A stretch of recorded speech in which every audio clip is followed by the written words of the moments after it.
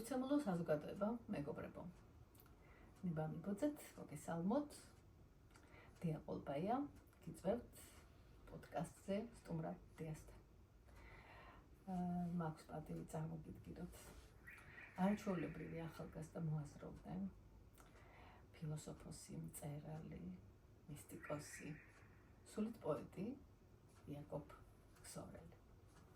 მოგესალმებით, ხალბატონო. ჩემთვის პატივია დღეს თქვენთან ერთად იმ თემაზე საუბარი, რომელიც გვაერთიანებს, მიუხედავად იმისა, რომ მრავალი თემა გვაერთიანებს, ბუდიზმი, აღმოსავლეთი არის ის, რაც ყოველთვის ახალგაზრდად გვტოვებს. როგორც ჰერმან ჰესე იტყოდა, აღმოსავლეთი არც ქვეყანა, არც რეგიონი, არამედ სიჭაბუკე ახალგაზრდობა და სულის თავისუფლება. შესაბამისად, პატივია თქვენთან აკობა. დიდი მადლობა. ბედნიერი ვარ, მოხარული ვარ, რომ ჩემი პირველი სტუმარი არ სწორედ შენ. და ჩვენი ეს ციკლი სტუმრად დიასთან გახსნილად გამოცხადებულია, ვაცხადებთ და ის ემსახურება მეცნიერების პროპაგანდას, მეცნიერების პოპულარიზაციას და შეეხება არა მხოლოდ რელიგიას, ფილოსოფიას, ბიოლოგიას, ზოგადად ყველაფერს, რაც ადამიანის წინაშვა, არამედ ემსახურება იმ მუხტის გაჩენას, იმ ინტელექტუალური ესტაფეტის ჩართვას, რომელიც ერთი ცხოვრებით უფროს გაგხდის და დაგვეხმარება უბრალოდ გადავრჩეთ როგორც ადამიანები, სულის, ხორცის, ინტელექტის და ინტუიციის დიდი კარუსელი. მაშ ასე, დღეს ჩვენ ვისაუბრებთ არც მეტი არც ნაკლები ბუდიზმზე და მის ანარეკლზე ჩვენს ქართულ ტრადიციაში, კულტურაში თუ აზროვნებაში. იაკობ, რითი მოხვედი დღეს ჩემთან? ქართულ საზოგადოებაში ალბათ უკანასკნელი 40 წელიწადის განმავლობაში, აი პოსტმოდერნიზმი, ასე რომ ვთქვათ, ჩვენთან საბჭოეთის გავლენის გამო საკმაოდ გვიან შემოვიდა. თუმცა ამის მიუხედავად, უკანასკნელ წლებში ჩვენ ვხედავთ იმას, რომ ხდებოდა სხვადასხვა რელიგიური, ფილოსოფიური სისტემის, კონცეფციების აღრევა იმ გაგებით, რომ არ ხდებოდა არც ერთი თითქმის, თუ არ ჩავთვლით ქრისტიანულ ფილოსოფიას და ასე თუ ისე დამყარებულ თეოლოგიას, არ ხდებოდა არც ერთი ფილოსოფიური კონცეფციის სიღრმისეულად კვლევა. აღმოსავლეთი საერთოდ ჩამორჩა. კონკრეტულად აღმოსავლეთი და ბუდიზმი ჩამორჩა იმ გაგებით, აქ 10 წლეულებზე არაა საუბარი, საუბარი 1000 წლეულზე. ხო? მიუხედავად იმისა, რომ ჩვენ ვართ აღმოსავლეთის, როგორც მე ასე ვამბობ, აბრეშუმის გზის შვილები, იმ გაგებით, რომ საქართველო იყო დამაკავშირებელი ევროპული აზროვნებისა და ინდური, ანუ საკუთრივ ინდოევროპული, ხო, აღმოსავლური მისტიკის და ფილოსოფიის, აი ეს გზაგასაყრელი იყო ყოველთვის, გზაგასაყარი. ჩვენი ვეფხისტყაოსანიც მაგის ნათელი მაგალითი, ანუ რა არის ვეფხისტყაოსანი, ხო? ეს არის გენიალური მცდელობა შეადარო და დააკავშირო ინდური მისტიკა, სადაც დაუშვათ არიელი, იგივე შივა, ხო? ამას ახლა ნათელი მაგას მკითხაობა არ უნდა. და პლატონიზმის, რომელიც ასევე დაკავშირებულია პლატონური ფილოსოფია, დაკავშირებულია აღმოსავლურ მისტიკასთან. ანუ აი ეს იყო საქართველოს მისია, რომ გავიგოთ ჩვენს გარშემო ადამიანები როგორ აზროვნებენ, რას აკეთებენ, რა დასკვნებამდე ცხოვრებისეული რა გამოცდილება, რა შემეცნების თეორია აქვთ, რა მსოფლახკმა აქვთ. აი ეს გავიგოთ, გავითავისოთ, გადმოვაქართულოთ, ასე რომ ვთქვათ, ქართულად დავაშხეროთ. მე საკუთრივ ბუდიზმმა გამიტაცა საკმაოდ დიდი ხნის წინ, მაგრამ ეს იყო ბავშვური გართობა, ასე რომ ვთქვათ, ხო, რაღაცა იმ ბუდას ქანდაკება ნახე და დაჯექე ასეთის ქვეშ, მაგრამ გარტყმაში რო არ ხარ რა არის.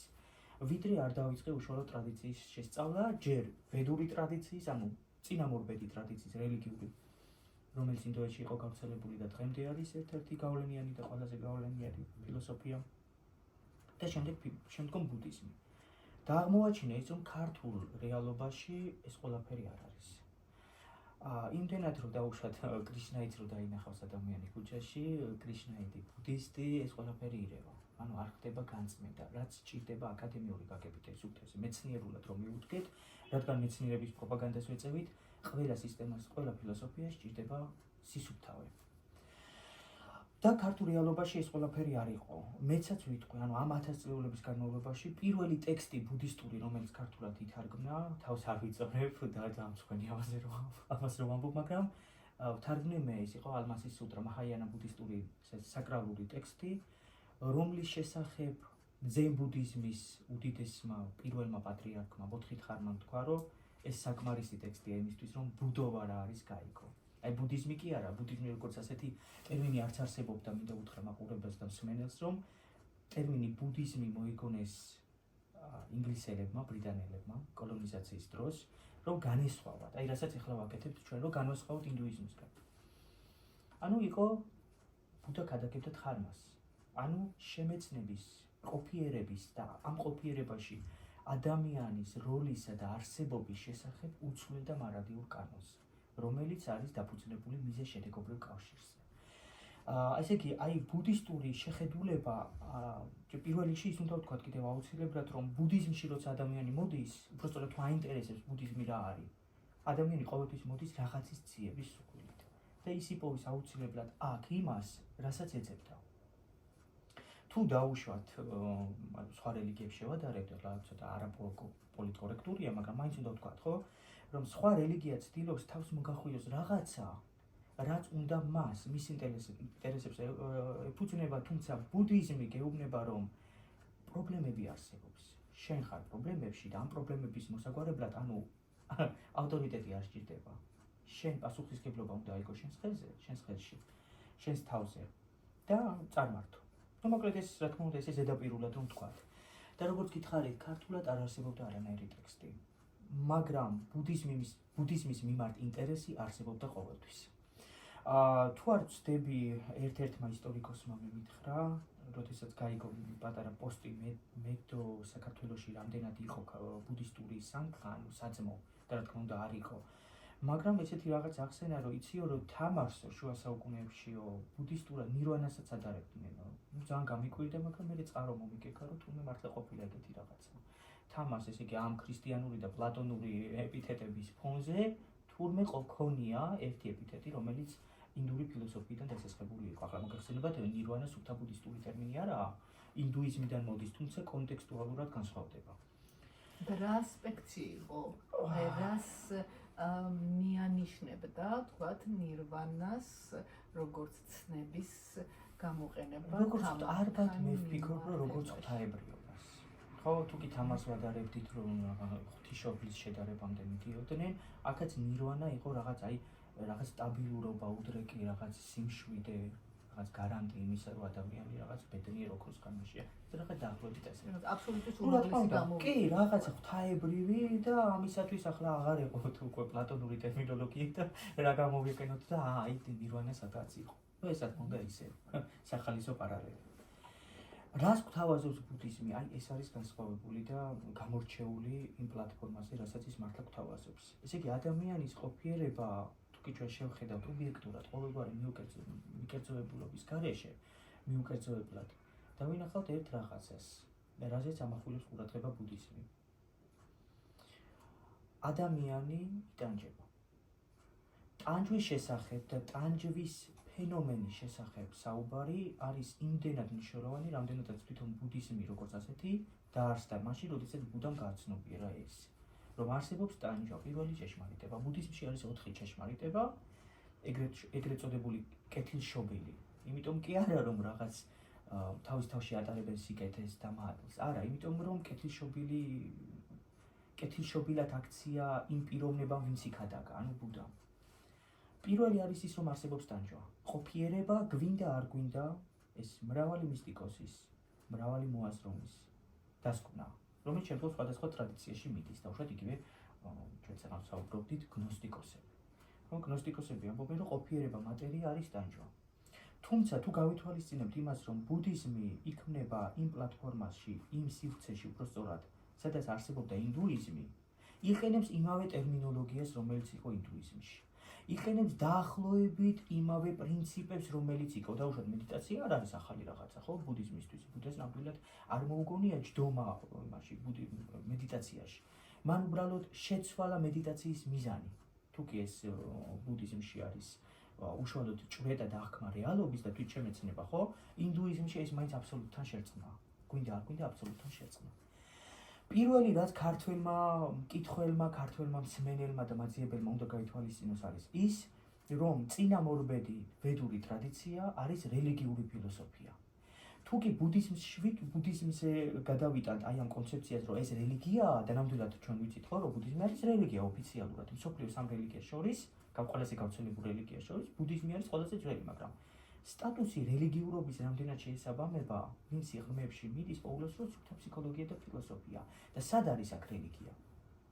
ნუ აქ შეგვიძლია რა თქმა უნდა ვისაუბროთ, რა ასპექტებით არის აქ და უშუალოდ რელიგია რამდენად რწმენის საკითხი აქ არის, მაგრამ სხვა რომ არაფერი არ ვთქვათ, უნდა სამართლიანები ვიყო და გულწრფელად ვთქვათ, რომ ტერმინი და სტატუსი რელიგიურობის ბუდიზმს ოდითგანვე სჭირდებოდა, სხვა რომ არაფერი, თავი რო დავანებოთ ყველაფერს, გადასახადების გვერდისავლისთვის. ხო? ვიცით ახლა როგორც დემოკრატიულ რესპუბლიკებშია, ანალოგიურად იყო უძველეს იმპერიებში და სახელმწიფოებში, რელიგია ყოველთვის პრიორიტეტში იყო, არ იხდიდა გადასახადებს, შესაბამისად ბუდისტური სანგხა, რომელსაც ექნებოდა რაიმე სახის რესურსი მატერიალური, ამას გამოიყენებდა ისეთ საკუთარი ინტერესებისთვის, ხო? და აი სტატუსი რომ მე ვარ რელიგია, სხვა რო არაფერი. ესე რომ ვთქვათ, გვერდის ავლა იყო მრავალი სხვა პრობლემისთვის. თუმცა ამისა ბუდიში რო გაწყვეტინე, რელიგია ეს არის განმეორებადი, ესეთი რიტუალების სახით ინფორმაციის შენახვის მეთოდი, რომელიც იმეორებს რიტუალი მეორდება ყოველ წელს იმის დაბადების დღე, ვთქვათ, იმის გასხივოსნების დღე, მე იმის სხეულის დატოვების დღე. რაღაც საკრალიზაცია ხდება. ანუ პრაქტიკულად რელიგიამ თავისი რიტუალების და ამ ინსტიტუციების გზით ინფორმაცია შემოინახა მეტნაკლებად უცვლელად. ან თუ იყო რედაქტირება, მიუთითებს, რომ ეს უკვე რედაქტირებულია. კი ბატონო, ანუ ბუდიზმის შემთხვევაში საუბრის მომენტი რას ამახვილებს ყურადღებას, რომ რომელ ბუდიზმს გულისხმობთ? ხო, ანუ ბუდიზმი ეს არ არის რაღაც კონცეფცია, რომელიც ურყევი და მარადიული არის, ანუ იმ გაგებით, რომ დოგმატური აზროვნება აქ არ არის. შესაბამისად, ადრეული ბუდიზმი განსხვავდება გვიანდელი ბუდიზმისაგან. მაგალითად, თუნდაც იმ ფენომენი, რომელიც ძველი წელთაღრიცხვით, ესე იგი ფაქტი უბრალოდ ძველი წელთაღრიცხვით 483 წელს მოხდა, შევიდა ისტორიაში როგორც პირველი ბუდისტური საეკლესიო კრება. პალიური კანონი.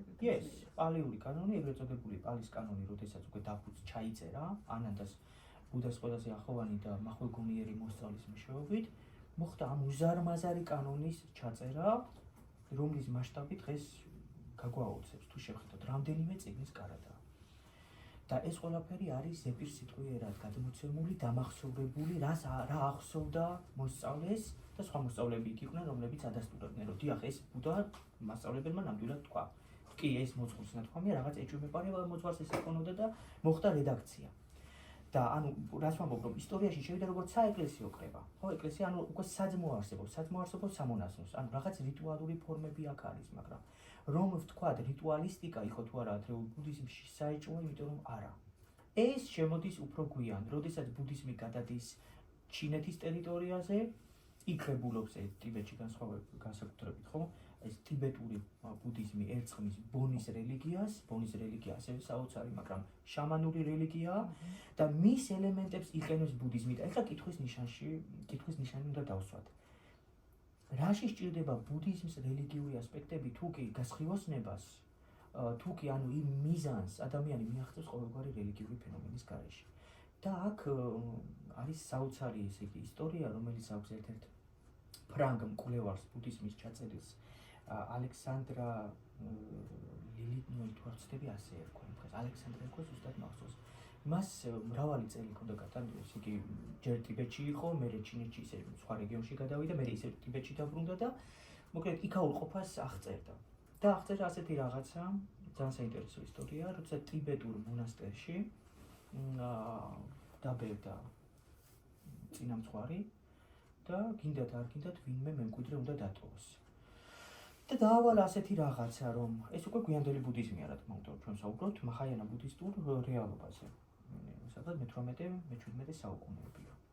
რომ უნდა აერჩიათ მათ პანთეონიდან, ბუდისტური პანთეონიდან რომელიმე ღვთაება, ან ბოთლისატვა და შესულიყვნენ ისეთ პრაქტიკებში, სადაც დროთა განმავლობაში ის ღვთაება გამოეცხადებოდა მას მასთან ერთად დღისით მზისით გაივლი და სხვა ვერ დაინახავდა, მაგრამ ის გვერდით ითვლებოდა. ეს იყო მიზანი. და ეს ახალგაზრდები ამ წინამძღვარმა გაუშვა, უთხრა რომ მოიმოქმედეთო, გელოდებითო. გადის რაღაც ნახევარი წელიწადი, ერთი მოსწავლე ამბობს რომ მეო გამომეცხადაო, მანჯუშრიო და გონებაო გამეხსნაო, თურმე მე შემეძლო ყველაფერი და წინამძღვარმა დალუცა და უთხრა წახაო, მე რაღაცში გჭირდებიო, შენ უკვე იქ რაღაცას მიაღწიო, რომ წადი შენს კელიაშიო, ასე ვთქვათ, კელიაში, ხო, მის რაღაც სივრცეში. და გააგრძელეო, ბედნიერი იყავიო. მეორე მოდის და ამბობს რომ აი ეს გამომეცხადა, მესამე მოდის ეს გამომეცხადა, ბოლოს ერთი მოდის და ამბობს მე საერთოდ ერში მივდივარ. ნუ გაუკვირდა რა ხდებაო, კაცო, რა მოხდა ასეთი და მე არავის არ ვჭირდებიო, არავინ არ გამომეცხადაო. რას ქვია არ გამოგეცხადაო წინასწორება გადაიღე, რას ქვია არ გამოგეცხადაო, რომ შანსი არ არისო, ეს პრაქტიკებიო, რომ 1000 წლები არისო, მოქმედებს, რომ შენზეც იმოქმედებ. არავის არ ვჭირდებიო. მოიცა არც ხმები არ ყოფილა, არც ხილვები არ ქონია. არა, ეგ ყველაფერი იყო. ყელამდე იყო ეს ყველაფერი, მაგრამ მე რომ გავაცნობიერე, რომ ეს ჩემი გონების რეტროსპექცია არისო, მე გავაცნო, მე მოვიფიქრე, მე შევთხზე ეს კონცეფციებიო და ის პიროვნებებიცო. მივხვდი რომ სათამაშო არ მინდაო და უკვე რომ მოტრიალდა და სღულბთან არის მისული რომ წავიდეს. წინამძღვარი აჩერებს და ეუბნება რომ ერთი წუთი გაჩერდიო. შენო ჩემი სიკვდილის შემდეგ შენ გააცნობიერე ერთადერთი ჭეშმარიტებაო. ყველა ღმერთი ჩვენი გონების კონცეფცია არისო. შენ აქ წინამძღვარი იქნებიო და ისინი წავიდნენ იქ და თავის ღმერთებს გაეკიდნენ. ანუ კი, ქრისტიანული თეოლოგიაც მაგას ამბობს, ხო, რომ თითქოს ჩვენ გონება შეუძლია შექმნას ღმერთები თავის ხატად მსგავსად. მაგრამ ეს იმას არ ნიშნავს, რომ ისინი არ მოქმედებენ. აი, ესეც საინტერესოა, ხო? რომ დაუშვათ ტელეფონიც ადამიანის მიერ გამოგონილია, ეს მიკროფონიც ადამიანურმა გონმა გამოიგონა, მაგრამ ისინი ფუნქციონირებენ. აი, ბუდიზმი რა დასკვნამდე მიდის, რომ ჩვენ გონებას ახასიათებს პერსონიფიკაცია რაღაც ენერგიების, ანუ რაღაც ისეთი მდგომარეობების, რომელიც ქვეცნობიერად ენით აუწერელია, მაგრამ მისი რაღაც ფორმალურობა ყოველთვის მოქმედებს ფსიქიკაზე. შესაბამისად, მე შემიძლია რომელიმე პანთეონიდან დავუშვათ ღმერთი ავიყვანო და ვთხოვო შემწეობა, მაგრამ ეს არ იქნება რელიგია იმ გაგებით, რა გაგებითაც სხვა რელიგიებს მიაჩნიათ, რომ ის არსებობს. ხო, თუ დავუშვათ შივას მიმდევარისთვის შივა არსებობს და ის არის რეალობა, ბუდიზმისთვის კი შივა არის ღმერთი, დავუშვათ თუ შემიჯერა ბრაჰმაც, მაგრამ ისინი მაინც შენს გონების ჩარჩოებში რჩებიან. და მაშინ რა არის აბსოლუტური ჭეშმარიტება? აი, აქ კიდევ ერთხელ უნდა დაუბრუნდეთ საწყის ბუდიზმის. რა არის რეალობა? რეალობა ბუდიზმისთვის არის ორგვარი. ერთი არის განპირობებული, იგივე პირობითი, და მეორე არის აბსოლუტური. აი, როგორი არის განპირობებული? განპირობებულ მდგომარეობაში და განპირობებულ რეალობაში მეც, თქვენც და ყველაფერიც არსებობს. იმიტომ რომ გონებამ დაახარისხა, გონებამ შექმნა არსის გარშემო შექმნა ფორმა და იმ ფორმას ელტვის, იმ ფორმას აღიქვამს და იმ ფორმას იმეცნებს. აბსოლუტურ დონეზე რა არის? თანამედროვე მეცნიერება გვეთქვის იმავე ზუსტად, რასაც დავუშვათ ბუდა ამბობდა 1000 წლების წინ. აბსოლუტურ დონეზე ყველაფერი შედგება სიცარიელისგან. რა არის სიცარიელე? აი, შუნიატა. ადრეულ ბუდიზმში, ადრეული ბუდისტური ტექსტების კორპუსში შუნიატა უფრო ნაკლებად ფიქსირდება ვიდრე სიტყვა ნირვანა. იმიტომ რომ იქ უფრო ფსიქოსომატიკა აინტერესებს ბუდას. ანუ როგორც თქვი, ტანჯვისგან გაქცევა და გათავისუფლება და ხსნა კიდევ იმაშია, რომ შენ შეცვალო შენი დამოკიდებულება მიმდინარე პროცესების მიმართ. მაგრამ გვიანდელ ბუდიზმში, მაჰაიანაში ჩნდება ყველაზე ასეთი ფუნდამენტური ტერმინი შუნიატა, სიცარიელე. და რატომ ასეთი, ანუ როცა ვადარებთ ადრეულ ბუდიზმს და გვიანდელ ბუდიზმს, რაღაცა გქონია რომ სხვადასხვა პიროვნებები არიან ეს ბუდები. არა და ერთი და იგივე ზითხარდა. ავიღოთ ევროპული ფილოსოფია. არისტოტელესგან ვიცით ჩვენ ის, რომ მაგალითად პლატონს ჰქონდა როგორც ღია ფილოსოფია აკადემიაში, სადაც სწავლით, ისე ეზოთერული ფილოსოფია, ანუ რაღაცა მისტიკური, რომელიც ნაზიარები იყო პითაგორას სისტემასთან, ხო, მისტიკური და მისტერიალური, ასე რომ ვთქვათ. ანალოგიური არის ბუდიზმი. მაჰაიანას მიაჩნია, რომელიც უფრო გვიან ჩამოყალიბდა, რომ პალის კანონში არსებული ტექსტები, რომელიც ყველაზე ავთენტურია, ეს უბრალო ხალხისთვის არ ნათქვამი. ანუ მორალურ ეთიკურ კატეგორიებს შეესაბამება, რომ ხალხმა სიკეთისა და სათნოების გზით მივიდეს გასხივოსნებამდე, მაგრამ თუ შენ ფილოსოფიური აზროვნება გაგაჩნია, თუ შენ უფრო მოფილოსოფოსე ტიპი ხარ, შენ გაინტერესებს ბუდობა რა არის და აქ მაჰაიანა ამბობს სხვა რაღაცას. რომ თუ ადრეულ ბუდიზმში ბუდა პროსტა მოძღვარია, ჩვენთან ბუდა ტრანსცენდენტური არსებაა. რომელიც ჩვენს ყოფიერებაში შემოდის, რო გვიხსნას ერთგვარი ნეო მატრიციდან. თუ ადრეულ ბუდიზმში რეალობა არსებობს და უბრალოდ შენ უნდა შეცვალო შენი აღქმა ამ რეალობის, გვიანდელი ბუდიზმი მაჰაიანა გვეუბნება დიდი ეტლის ბუდიზმი გვეუბნება იმას, რომ რეალობა ილუზია. და აი ეს რეალობა ილუზია რეზონირდება ინდუისტურ აღქმასთან, რომ ყველაფერი არის მაია, ღმერთის მიერ გათამაშებული სცენა. მაგრამ აქ ღმერთი არ არის. ვინ თამაშობს, რა თამაშობს, როგორ თამაშობს, სად ვარ მე? ხო, ბუდისტური ესე იგი მთავარი სწავლება იმაზეც დგას, რომ მე არ ვარსებობ, სიღრმისეულად რომ ჩავიდეთ, პიროვნული, უდრეგი, ბირთვი, რომელიც ინდუიზმში იყო ატმანი, აქ არ არის. ესე იგი ინდუიზმი როგორ უყურებდა ბუდამდე როგორი ტრადიციები იყო, ხო, გავრცელებული. რომ უდრეგი და უცვლელი მე არსებობს. ეს არის ატმანი, თვითობა, რასაც ჩვენ დავქმნით. რომ ყველაზე კარგად შეესაბამება ეს ტერმინი. ეს თვითობა რა არის? ესე იგი რაღაც ღვთაებრივი, ატმანი არის ბრაჰმანი, ანუ რაღაც ღვთაებრივი ნაწილი, რომელიც არის უცვლელი, აბსოლუტური, ის იცვლის ფორმებს, მაგრამ თვითონ არ იცვლება, არ ზიანდება. და როდესაც პიროვნულობაზე ვსაუბრობთ, ჩემზე უკეთ მოგეხსენებათ, მაგალითად, ბჰაგავად გიტაში, რას ამბობს კრიშნა, რომ ღმერთი, ანუ აბსოლუტი, რომელიც არის ინდუიზმში და არ არის ბუდიზმში. ღმერთი აბსოლუტი არის პირველი, ანუ ბრაჰმანი არის უპიროვნო და არის პიროვნებით. და რომელი მე არჯუნა ეკითხება, რომ რომელთან ურთიერთობა ჯობია, უპიროვნოზე მედიტაცია თუ პიროვნებაზეო და კრიშნა ამბობს, რომ რა თქმა უნდა პიროვნებაზე. რატო? პასუხი დაახლოებით იგივე იქნება, რატო საუბრობს ქრისტე იგავებით. იმიტომ რომ იგავით, რაღაც ფორმულით, რაღაც ფორმით მე ვცდილობ გადმოგცე ისეთი ინფორმაცია, რომელსაც მხოლოდ ინტუიციით აღიქვამ, ქვეცნობიერით აღიქვამ და შეუძლებელია ასე დაგაპროგრამო, რომ პირდაპირ ზიარებაში გადახვიდე ამ სივრცეს. ანუ ჭირდება რაღაც გვერდის ავლა, რაღაც ფორმა, რომ ჩაწოდე. და ეს არ არის, როგორც ვამბობ, ბუდიზმში. ანუ ღმერთობა და ღვთაებრივი პიროვნულობა, უპიროვნობა არ არის ბუდიზმში, მაგრამ არც ადრეულ ბუდიზმში, მაგრამ გვიანდელ ბუდიზმში უცებ ჩდება არსაიდან ბუდას სხეულის გაგება. ესე იგი, ბუდა ქადაგებს იმას, რომ პიროვნულობა არ არსებობს, მე არ არის, ყველაფერი ილუზია რეალურად იმ გაგებით, რომ არსებობს მხოლოდ მიზეშედეგობრივი კავშირი. ხო, არ არსებობს ის ჩამოყალიბებული პიროვნება. არსებობს მისი წარსული, იმ წარსულის იქით კიდე წარსული და ნუ ასე თუ დავიჯერებთ და გავაცნობიერებთ კიდევ წინა ცხოვრებების, ესე იგი რეინკარნაციების და დაინკარნაციების თეორიას და საიქიო ყოფას, ანუ რაღაც მიზეშედეგობრივი კავშირი, რომელსაც კარმას უწოდებთ, იმის გავლენა. და აქ ბუდიზმში უცებ ეს ამოტივდება, რომ თუმცა ბუდას სხეული არსებობს, მაჰაიანა ბუდიზმში. არა და ბუდიზმი იდგა იმაზე, რომ ნუ პიროვნულობა არ არსებობს.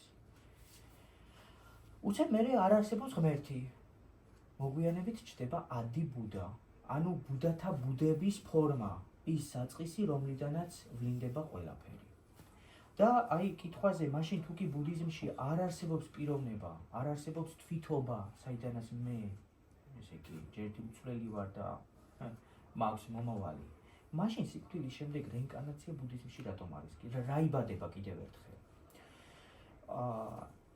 ამის უფრო სიღრმისეული გააზრებისთვის კიდე ერთი ტექსტი უნდა პარალელი გავაროთ ამ ტექსტთან. ეს არის გვიანდელი ბუდიზმის ტექსტი, ლეგენდარული ტიბეტში გავრცელებელი ბუდიზმის ეს იყო პადმასამხავა, იგივე გურუ რინპოჩე, ლოტუსის ყვავილიდან დაბადებული უდიდესი ლამაიზმის ბუდა, უდიდესი ავტორიტეტი და მართლა საოცარი მისტიკოსი.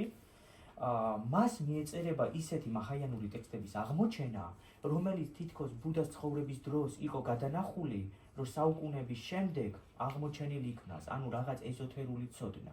და ამ ეზოთერული ცოდნით პადმასამხავამ აღმოაჩინა კიდევ რა იქნება სიკვდილის შემდეგ რეინკარნაციამდე, ანუ გასხეულებამდე.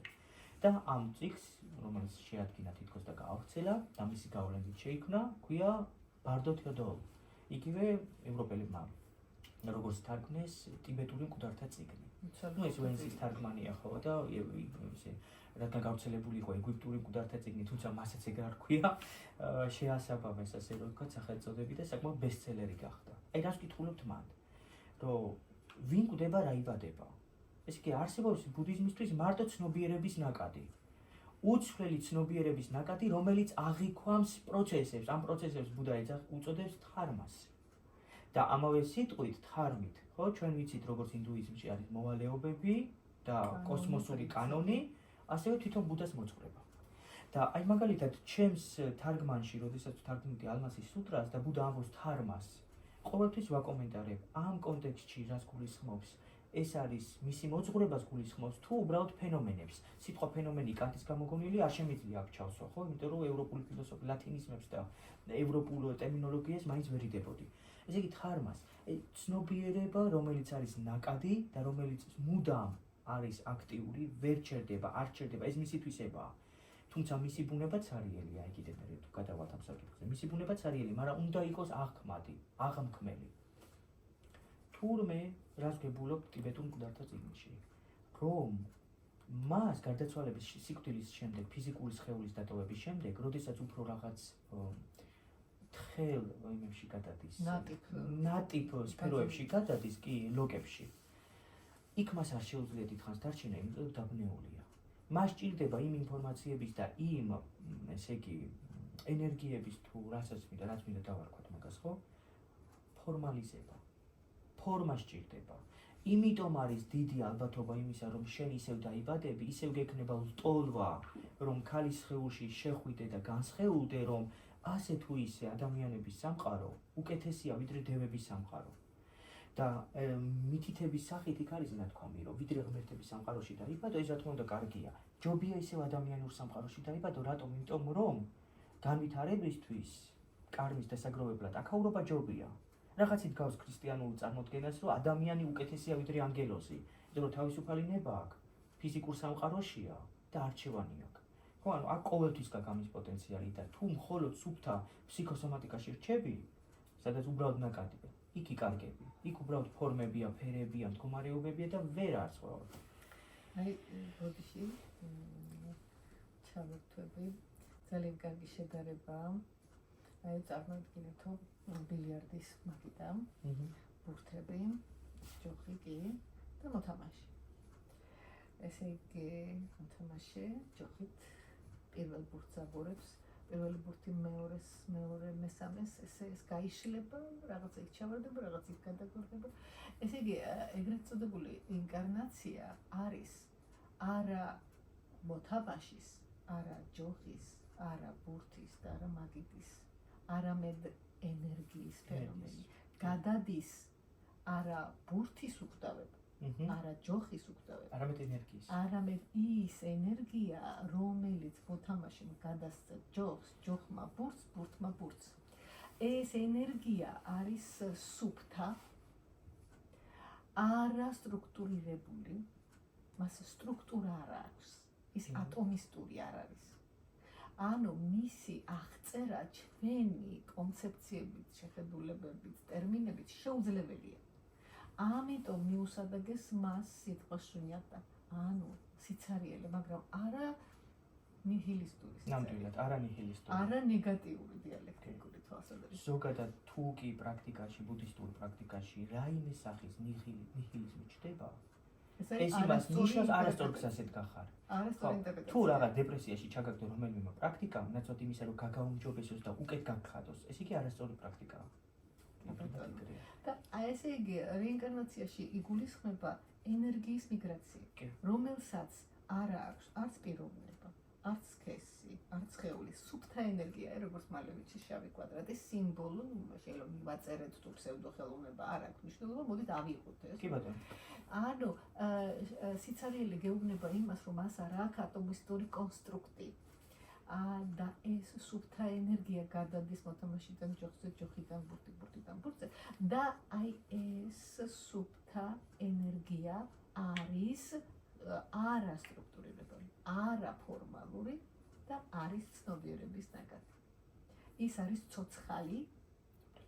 ცოცხალი, მაგრამ არა როგორც ბიოლოგიური სიცოცხლე. ანუ როგორც ბრძანე, რომ ეს ორი ფორმა არსებობის, ობიექტური რეალობა და აბსოლუტური რეალობა, ეს ობიექტური რეალობა არის ილუზია აბსოლუტურთან მიმართებაში. და არა ის რომ და შენ არ არსებობ. კი. დაუშვათ შეყვარებულს, რომელიც დაშორდნენ შეყვარებულებს, რომ უთხრათ, რომ იცი რა, შენ კი განიცდი ამ ყველაფერს, მაგრამ არჩენი შეყვარებული არ არსებობ. გემრიელად გაგილაწუნებს და მიხვდები რა კარგად არსებობს. ანუ რა დიდი ცდუნება არსებობს, როდესაც ბუდისტური ფილოსოფიის რაღაც სიღრმეებს და სიმაღლეებს შეიმეცნებს ადამიანი, რომ ყველას ეგრევე დაუწყოს ამ სისულელების, უკვე სისულელის ფორმატით ამ ყველაფრის გავრცელება. უნდა ვიცოდეთ, თან არსებობს. ანუ ეს არის ყველაზე სწორი აღქმის მომენტი, რომ როცა ბუდას ეკითხებიან და თაგატა არსებობს თუ არა სიკვდილის შემდეგ, ანუ ბუდა არსებობს თუ არა სიკვდილის შემდეგ, ის არც ხოს ამბობს, არც არას ამბობს, მაგრამ მისი პასუხი პალის კანონიდან არის საოცარი. არასწორია იმაზე საუბარი, არსებობს თუ არ არსებობს. არასწორია იმის თქმა, ის არის თუ არ არის.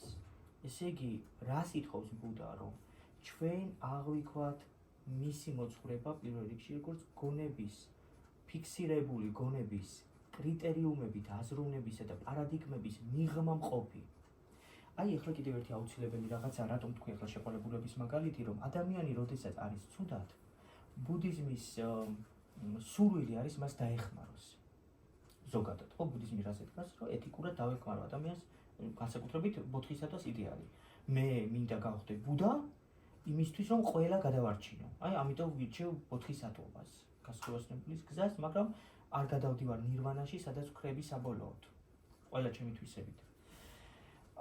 აი, პრაქტიკაში, როდესაც ჩვენ ვსწავლობთ ბუდიზმს და გვინდა რომ ამით დავეხმაროთ ადამიანებს. არის დიდი ცდუნება, რომ არა შესაბამის, ანუ შეუსაბამო ადგილას, ცუდ დროს, ცუდ ადგილას მივაწოდოთ ინფორმაცია. ეს უნდა ხდებოდეს გააზრებულად და როგორც წამალი დოზირებულად. ახლა აუცილებელი კიდევ ისიც უნდა ვთქვათ, რომ ხო, ესე იგი, პალის კანონის მიხედვით ბუდა ამბობს ამას. ალმასის სუტრაში კიდევ ამბობს ასეთ რაღაცას, თუ ვინმე იტყვის, რომ ბუდა საიდანაც მოვიდა და სადმე წავიდა, ის ცრუობს. იმიტომ რომ ბუდა არსაიდან მოსულა, არსად მიდის. მე ამბობს კიდევ ასეთ ძალიან ბევრ პარადიგმას და მთელი ეს ტექსტი, პრაჟნა პარამიტას ტექსტი, ჩემს უკეთ მოგეხსენებათ, არის დაფუძნებული პარადოქსებზე. პარადოქსებზე, რომელიც არ არის ლოგიკური.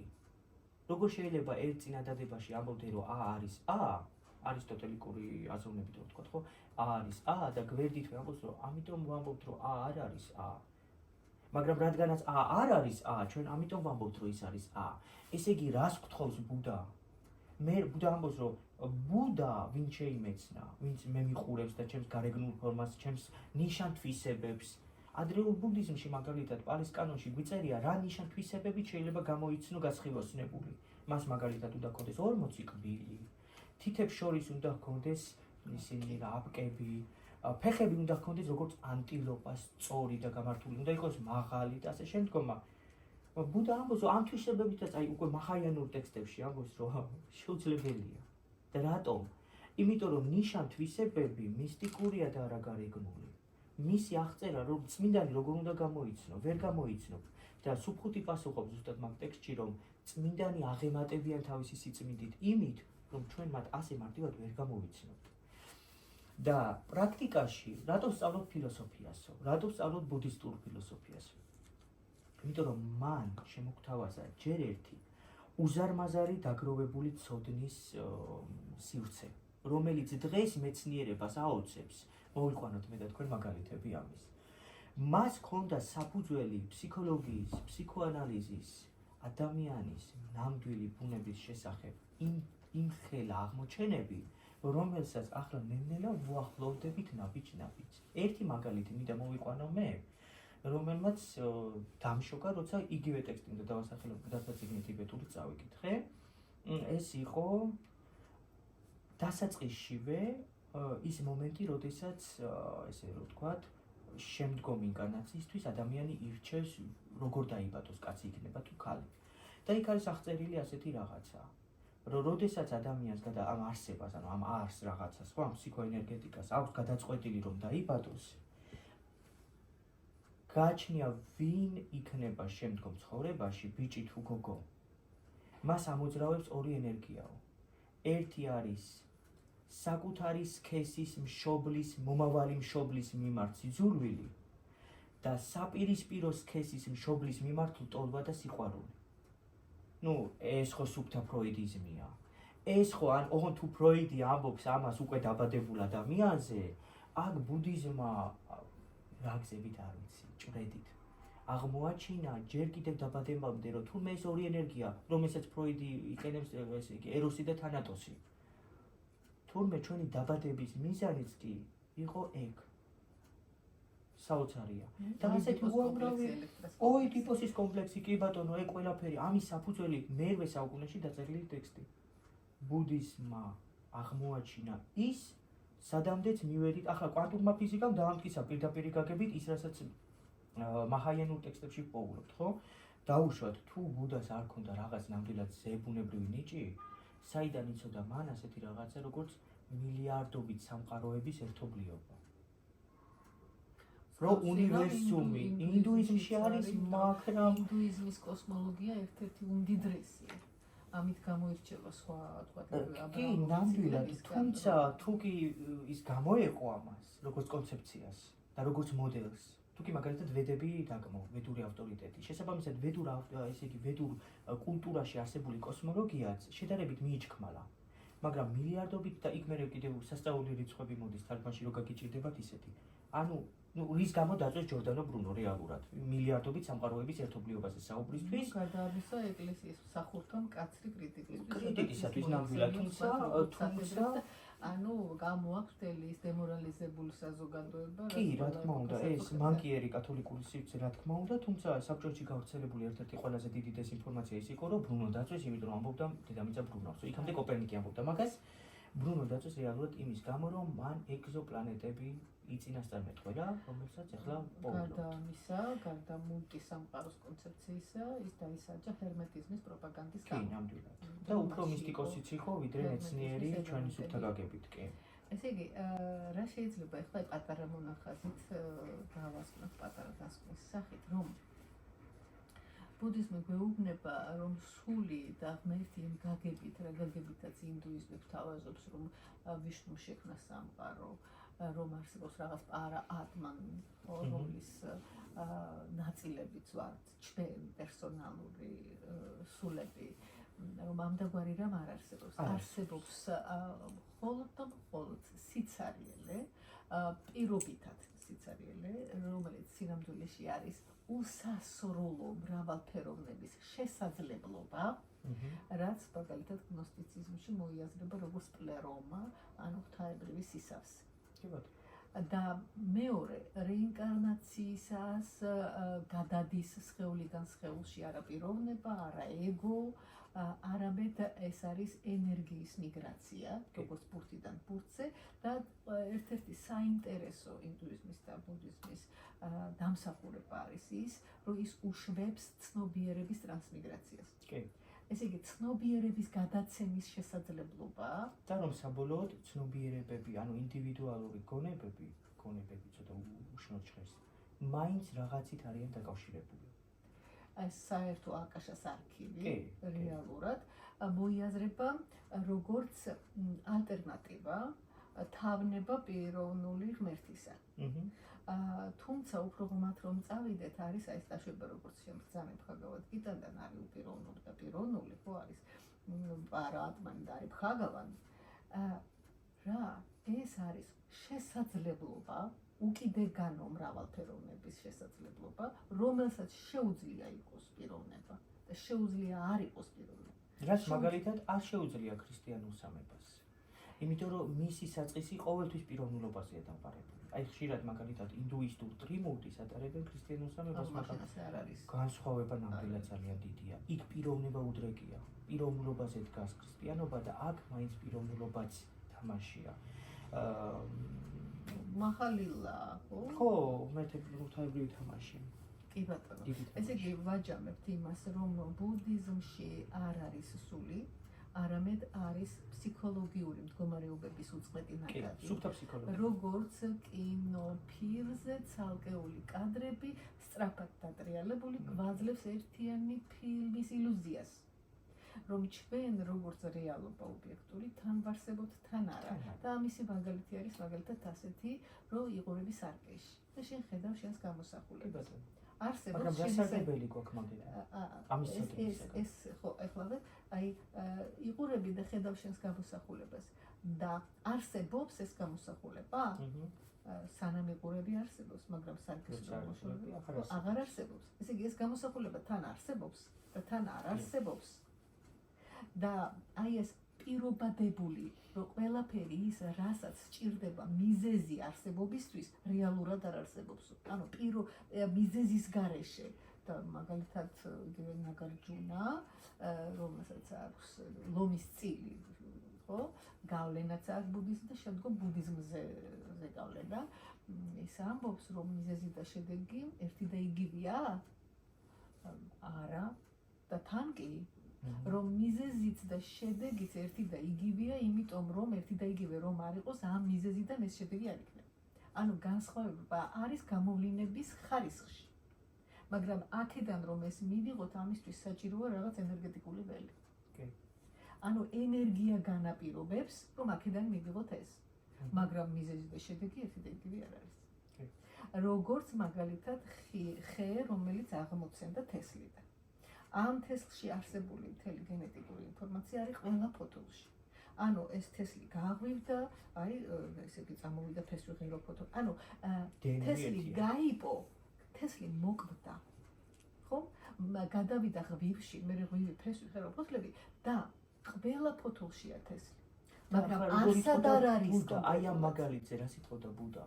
რომ როდის იბადება ტანჯვა, ანუ სუფთა თუკი სარგებელს ვეძებთ, ფსიქოლოგიურ სარგებელს ვეძებთ ბუდიზმში, რომელსაც ის თავაზობს. როდის იწყება ტანჯვა აქ? როცა ადამიანი იმდენად ფიქსირდება და ფოკუსირდება მარცვალზე, რომ მისი სიკვდილი არ უნდა. არ უნდა რომ ის ტრანსფორმირდეს. მე არ მინდა რომ ზაფხული დამთავრდეს. მე არ მინდა შენ ზაფხულის დამთავრება თუ არ გინდა წელიწადის ციკლი ვერ შეივსება. ვერ შეიცვლება. ანუ სამყაროს კანონი, ანუ უნდა აღიქვა სამყაროს თხარმა, სამყაროს კანონი გვერდიდან და არა შენი სუბიექტური მიდრეკილებებიდან. ხარბას ბორბლის პირველი დატრიალება. დღევანდელი ფსიქოლოგიაც ამას გვეუბნება, ნუ მიეჯაჭვები. ანუ მიჯაჭვულობა ის ყველაზე ფუნდამენტია ბუდიზმის აღმოჩენა, თუ რის გამო იტანჯება ადამიანი და ყველაზე ბოლო, ყველაზე დიდი მიჯაჭვულობა არის მიჯაჭვულობა ცხოვრების არსებობის მიმართ. და ნამდვილი გასხივოსნება, ანუ ბუდობის მდგომარეობას არსება აღწევს მაშინ, როდესაც ის მეტი აღარ ელტვის. აი როცა შეჩერდება ის წყურვილი გაუმაძღრობა ზოგ ტექსტში არის ბუდიზმის გაუმაძღრობა არ გულისხმობს იმას, რომ ეს რაღაცა გასტრონომიური ნამდვილად არ არის, ხო? არამედ აი ეს წყურვილი რომ იარსის ვან გოგის შესახებ რომანს რო ქვია, წყურვილი სიცოცხლისა. აი სანამ არსებობს წყურვილი სიცოცხლისა, იქამდე ადამიანი არ იტანჯება. რატომ? იმიტომ რომ მისი გონების მიერ შექმნილი ფორმების ესე იგი რაღაცა თუ ემუქრება ამ ფორმებს, ხო, ის შფოთავს. იმიტომ გვეშენია მომავლის, იმიტომ რომ ეს ყველაფერი იცვლება, ჩვენ ვერ ვაკონტროლებთ. საკუთარ სხეულსაც დიდწილად ვერ ვაკონტროლებთ, ხო, არ ვიცით, რა შეიძლება დაებო. ბუდა როდესაც კვდებოდა მოწამლული, როგორც ერთი გადმოცემა არის სოკოთი, მეორე გადმოცემით ხორის ხორცით 80 წლის ასაკში, ზოგი წყაროთი 84 წლის ასაკში, ის წყნარად უყურებს ამ ყველაფერს. აი როგორ ნელ-ნელა როგორ უახლოვდება სიკვდილი, როგორ ხდება, ანუ ესეც მისთვის მედიტაცია იყო.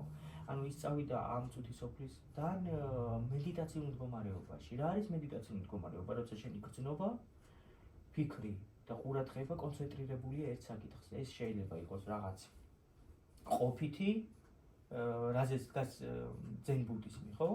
ჭუჭეს რეცხავ იფიქრე კონკრეტულად ამაზე. ან რაღაც მაღალი, თიანა და ჭვრეტა და რაღაც.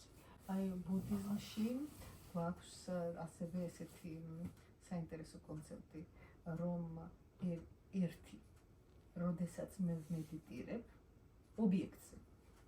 მეორე, როდესაც მე ვმედიტირებ გონზე. ხო, თვითრეფლექსია ხდება. თვითრეფლექსია ხდება. ანუ თქვათ ბაჰაიანა, ჰინაიანა, ლამაიზმი, ძენი, მენი, ხო, ეს ხო სულ იქ 18 მიმდინარეობა იყო, 14 მიმდინარეობა. ეს რაც ნიშნავს, რომ ის მოსწავლე იმან განავითარა, ის იმას დაეთანხმება. ანუ ეს სულ არის ამ ადამიანების შეხედულებების გაშლა. და არ არსებობს მათ შორის კამათი დიდწილად. ეს არის პარადოქსი ბუდიზმის, რომ შენ შეგიძლია ერთი სკოლიდან, ერთი ტრადიციიდან გადახვიდე, შენი გამოცდილებაა მთავარი. გადახვიდე უპრობლემოდ მეორეში. იქ თუ რაღაცა არ მოგეწონა და აღმოაჩინე, რომ იქ უფრო საშენოა გათავისუფლება, რასაც გაითავისებ. იქით უფრო საშენოა, თავისუფლად შეგიძლია გადახვიდე. იმიტომ რომ ბუდიზმი არც იმას გიკრძალავს, რომ პარალელურად რომელიმე რელიგიის მიმდევარი იყო. მას უბრალოდ უნდა, რომ შენი თვითრეფლექსიით საკუთარ თავს უშველო. და ეს ამაზე დიდი ფსიქოლოგია და ამაზე დიდი დახმარება ხსნა. სხვათაშორის აი ეს ელემენტი ბუდიზმში, მანამდე ხო ჩვენ გვაქვს შივაიზმის კულტი. მოგეხსენებათ არიების შემოსევის მერე, ხომ ჩვენ ჯერ კიდევ გვაქვს არიებამდე პროტოშივა, თქვათ ხარაპას ბეჭედი და ასე შემდეგ პროტოშივა გვაქვს. და აი არიებმა მოიტანეს, ეს უკვე ვიშნუ კრიშნა ეს უკვე უფრო არიულია და შივა იმიტომ ითვლება უფრო ძირძველ მაჰადევ, ხო, ბოგბაგოვ, ხო? და ერთხელ მისი ერთგული, რომელსაც გამოეცხადა ხანგრძლივი ტაპასის მერე, ხო მითხარი რა გინდაო. ხო და აი ეს პრობლემები მაქვს. აი ეს მაინტერესებს და აი ხომ მიპასუხეო. არ მინდა არც ოქრო, არც ქალები, არც ასახლი არაფერი. აი ეს მიპასუხე რა არის. და შივა მოთხრა. წადი ბუდასთან. კი. და რატომ? იმიტომ რომ ბუდა ნებისმიერი ტექსტისაც მაჰაიანური ტექსტი რო ავიღოთ, სადაც ბუდა ამთავრებს გადაგებას, არის ასეთი მინაწერი. აღთოვანდნენ ადამიანები, აღთოვანდნენ ისინი ბერები, აღთოვანდნენ ღმერთები. ანუ ბუდა იგულისხმება ბუდაში ღმერთების მასწავლებელიც. ანუ ის არის პერსონიფიკაცია აბსოლუტური სიბრძნის, რომელიც არის უსაზღროება. ანუ თუ კი მას შევხედავთ არა როგორც ისტორიულ პიროვნებას, როგორც ისტორიული პიროვნებები, ჩვენ ვიცით, რომ ბუდამდეც იყვნენ ბუდები.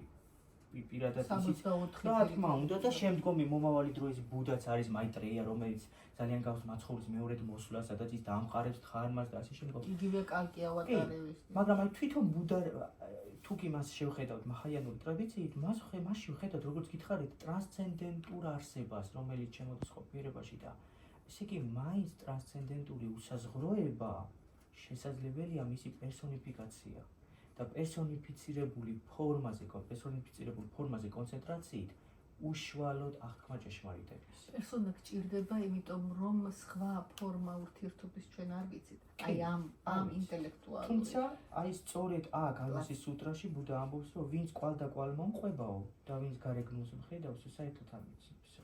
როგორც იოანეს სახარებაში ქრისტე ამბობს ნიკოდიმოსთან საუბარში, რომ ქარი გესმის, საიდან უბერავს და სად მიდის დაახლოებით, მაგრამ არ იცის საიდან მოდის და სად მიდის. მისი ხმა გესმის უბრალოდ, ხო? და ასევე ყველა ვინც სულისგან იბადებაო. ბუდიზმის შემთხვევაში ხო, ფიქსირებული სული არ გვაქვს. არც პიროვნება ღმერთი გვაქვს, ვისთანაც შეგვიძლია კონტაქტი, მაგრამ რადგან ჩემს გონებას უსასრულო პოტენციალი აქვს, მაშინ მე შემიძლია ვიყო შემოქმედი. აქ არის თავისუფლების არჩევანი და თავისუფლება, რა თქმა უნდა. იაკობ, არის თუ არა მაგალითად, აი ჩვენ ვიცით, ბევრი ტექსტია, ყველაზე მდიდარი მითოლოგია ბუდიზმშია, ყველაზე დიდი ტექსტი და მრავალრიცხოვანი და ასე. თუნდაც იგივე რო ავიღოთ პალის კანონი, სამი კალათა იყო, ხო, ტრიპიტაკა ნიშნავს სამი კალათა კანონების, ერთი იყო ეს დისციპლინები, ვინაია პიტაკა, იყო ძირითადი ტექსტები, ბუდას სიტყვები, რომელიც მერია ჩაწერილი ბუდას გარდაცვალებიდან 300 წელიწადში. და მერე არის ამათი კომენტარები აფქითხარმა პიტაკა, ხო? და აი აბსოლუტურად აფქითხარმა, ანუ ფილოსოფიური ანალიზის შემდგომი კომენტარების საფუძველზე მოხდა გაყოფა მაჰაიანა, ჰინაიანა, ვაჯრაიანა და ასე შემდეგ, ხო? თავიანთი ქვე განყოფები. რა მაინტერესებს არის ესეთი არაჩვეულებრივი ტექსტი მილინდას კითხვები. მილინდა პანკხა, სადაც არის მეფე, რომელიც მოაქცია ბუდისტმა ბერმა. და აი ამ ორი პერსონაჟის დიალოგში არის გადმოცემული ბუდიზმის ყველა ძირითადი მთავარი პლასტები, თავისი 8 მანკი გზა, თავისი ეს პირველი, მეორე, მესამე და მეხუთე დატრიალება დჰარმას. 4 ჭეშმარიტება. ხო, 4 ჭეშმარიტება, восьмеричный путь к спасению, როგორც არის, ხო? და ანუ მთელი ფსიქოანალიზი მე მახსოვს ეს იყო 80-იანი წლების ბოლო, მე ხელში ჩამევარდა ძალიან საინტერესო პატარა წიგნი ფსიქოლოგические аспекты буддизма.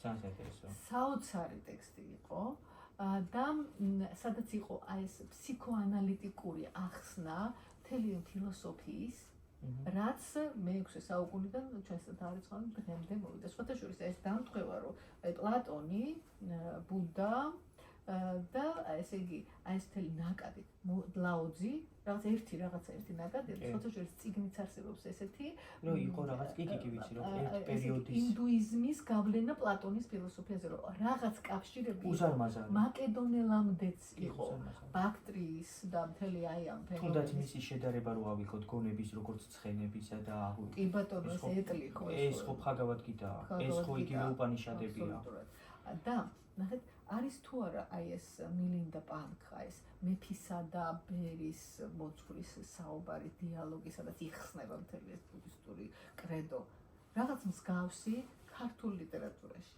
ვიცოდი მაგის პარალელი აუცილებლად მოიყვანდა საუბარი კი ერთი მომენტი არის რომ ანუ ქართული რა ესე იგი წვლილი აქვს შეტანილი ქართულ კულტურას ბუდიზმის გავრცელებაში მსოფლიოში. ზუსტად ეგ ტექსტია, ბალავარიანი, სიბრძნე ბალავარისა. ეს არის უსაოცრესი ტექსტი, რომლის წაკითხვის შემდეგ კითხვის ნიშანი არავის გაუჩნდება, არის თუ არა ეს ბუდისტური ტექსტი, არის თუ არა ეს ბუდას ცხოვრება და მისი მოძღვრება. რა თქმა უნდა, ერთადერთი რაც იქ დამატებული არის, ეს არის ქრისტიანული სულისკვეთება, ქრისტიანული, რა თქმა უნდა, გავლენა ქრისტიანული კი, თუმცა, რა თქმა უნდა, ქრისტიანული ასკეზა არსებობდა იქამდე, ხო, ასკეზა ნებისმიერ რელიგიაში ჩნდება. მაგრამ როგორი გავლენა აქვს ქრისტიანობაში ადგილობრივ ტექსტებს, ადგილობრივ კულტურას. ამ შემთხვევაში სპარსეთის გავლით, არაბული კულტურების გავლით, ხო, ამ ტექსტმა ჩვენამდე მოაღწია. მე-19 საუკუნითაა დათარიღებული და ამავე პერიოდში დაახლოებით ამ ტექსტის შესახებ ცოტა უფრო ადრე საუბრობს იოანე დამასკელი. ოღონდ დამასკელის ტექსტს შევადარებთ ქართულ ვერსიასთან, იგივე პიროვნებებია, იქაც იოსაფატი არის, იქვე ბალავარია. თუ კი დამასკელის ტექსტს შევადარებთ ქართულ ტექსტთან, ქართული ტექსტი ბუდისტურია. და უკვე ქართული ტექსტის თარგმნა მოხდა თუ არ ვცდები ჯერ ლათინურად და შემდგომ გავრცელება. რომ ბერძნულად უკვე თარგმნილი, ანუ ბერძნულადაც ითარგმნა, მაგრამ მაინც დიდი გავლენა ლათინურმა ტექსტმა იქონია. ესე იგი, თუ კი რამე გაგვიკეთებია ბუდიზმის ფილოსოფიის გავრცელებაში, რომ ჩვენ უკეთესები გავხდეთ, ხო, სულილი ხო ამისია, რომ ჭეშმარიტება აღმოვაჩინოთ. აი ეს ტექსტია. თუმცა აი გავლენაზე როდესაც საუბრობთ, მაგალითისთვის რო ავიღოთ, რა კვალიდატოვა ადგილობრივმა კულტურებმა იგვახსენეთ ქრისტიანობაზე, ძალიან აღსანიშნავია ეს ფაქტი, რომ მაგალითად ასკეზა და მონაზვნობა ქრისტიანობაში დიდწილად ჩნდება ეგვიპტურ სივრცეში. ალექსანდრიული სკოლა. კი, ალექსანდრიული სკოლაა და იმ სივრცეში, სადაც მაინც არსებობს ეგვიპტური გავლენები. თუმცა საიქიოს შესახებ, საზვერეების შესახებ მოძღვრება ქრისტიანობაში არ იყო მე-4-მე-5 საუკუნემდე, სადაც უკვე ხდება კვეთა ეგვიპტური წარმოდგენებისა სულის საიქიო მოგზაურობის შესახებ. და ქრისტიანული ამ ესე იგი პარადიგმაზე ქრისტიანული ასპექტების დამატება ხდება აქ. და სიბრძნე ბალავარიანი საოცარი ტექსტია ნამდვილად. და მე არაერთხელ მithქვამს ის, რომ აბრეშუმის გზა საქართველოს გავლით იყო ეს ტექსტი კულტურული გაგებით და ვეფხისტყაოსანი. იაკობ, ესე იგი ჩვენ ალბათ და შევჯერდეთ პატარ-პატარა დასკვნებზე, რომ ჩვენს მაყურებელს გაუხსნათ კარტები, რომ რისთვის გვჭირდება ეს საუბარი. გვჭირდება იმისთვის, რომ კულტურა არასდროს არ ვითარდება იზოლირებულად, დამოუკიდებლად. ყოველთვის არის ეს დიდი კულტურული ქვაბი, როგორც კულტურული გაწეული, ხო? და აბა ის მოდის რაღაც არაბული, სპარსული, ინდური, ეგვიპტური, ის იუდეური ტრადიცია და ამ შემდეგ და აი ეს მიგრაცია და რაც უფრო გზაჯვარედინია, ვაჭრობა არის, ზღვარი შემოდის და აი ეს სინთეზი გვაძლევს კოსმოპოლიტურ აზროვნებას.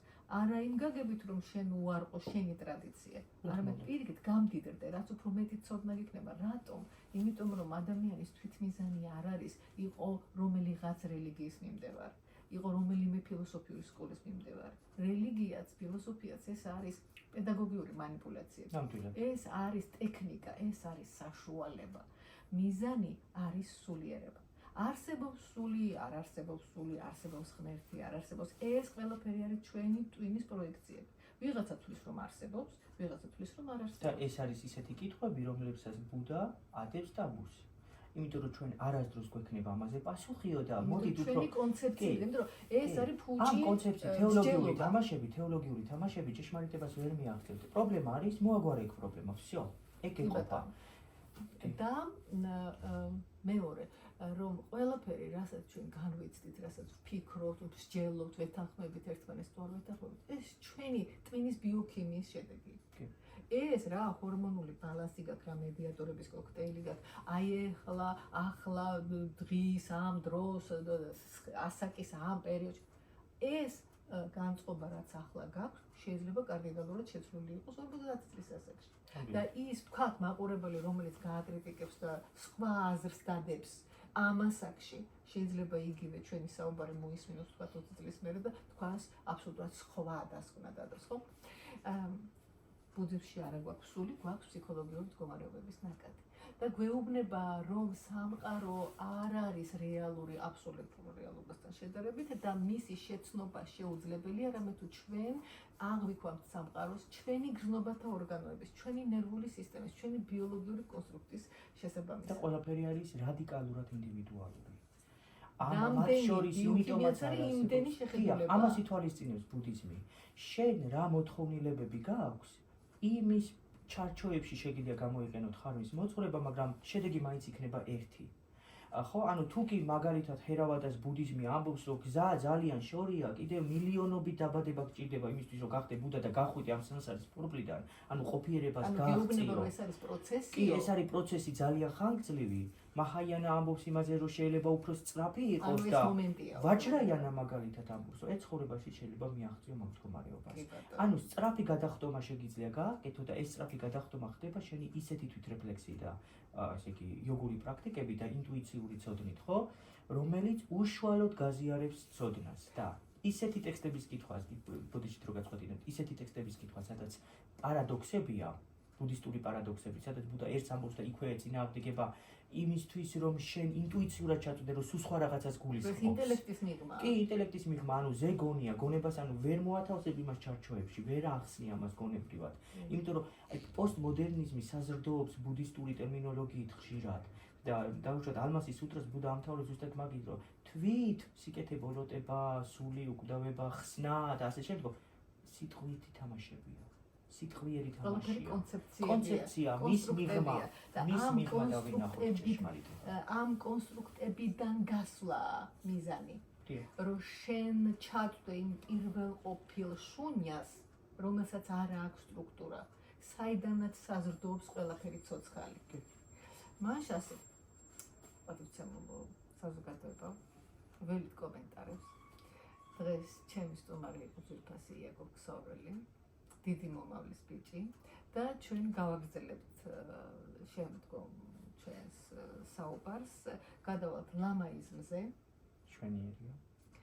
და განვიხილავთ ლამაიზმის და ბონ-პოს ფენომენს. სხვათა შორის ბონ-პო ელამიდან ყოფილა, ანუ შუამდინარეთიდან არის შემოსული ტიბეტში.